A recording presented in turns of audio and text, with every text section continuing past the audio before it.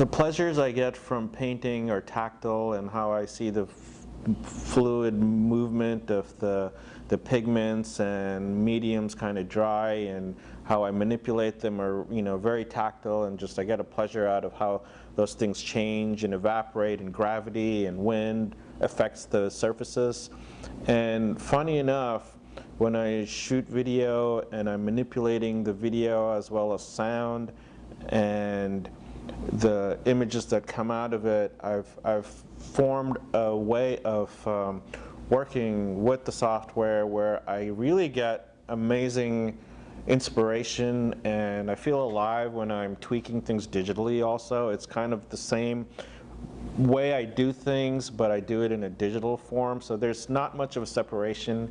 I used to teach way long ago in a previous life, I used to teach special effects for filmmaking, and that was very technical. So at that time, it's like you do things a certain way to get X, Y, and Z, and using those same things that I used to teach, I have my own process where I know how all of that is done very fluidly. It's as easy as signing my name with a pen for me, and having that amount of ease with some of the technical things I do makes it that much more of it's direct connection also when I'm doing that. Granted, the final files, they take a while to render and all that other stuff, but when I'm actually making things and things are happening both in software as well as out there in the world where we're shooting things, I kind of visualize it in a way where, how is this what I'm experiencing, how can I best encapsulate it on a little frame and bring the essence of that back to the experience of someone who's going to be in my installation or view the work later on. That's the first thing I'm thinking about.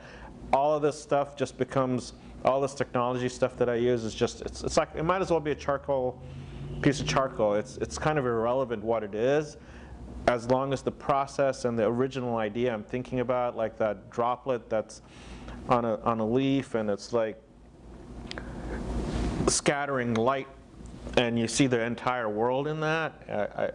As long as I get that, no matter what other tools I use to bring it to people in the museum or experiential places or wherever, as long as they get that and whatever's going on in that stirring the pot, whatever tools I use, it's like, as long as it feels very vibrant and alive, I'm super happy with it. It's the process getting to the end. And again, going back to the Fluxus idea too, they weren't so interested in like the end result. It's like the process and being true.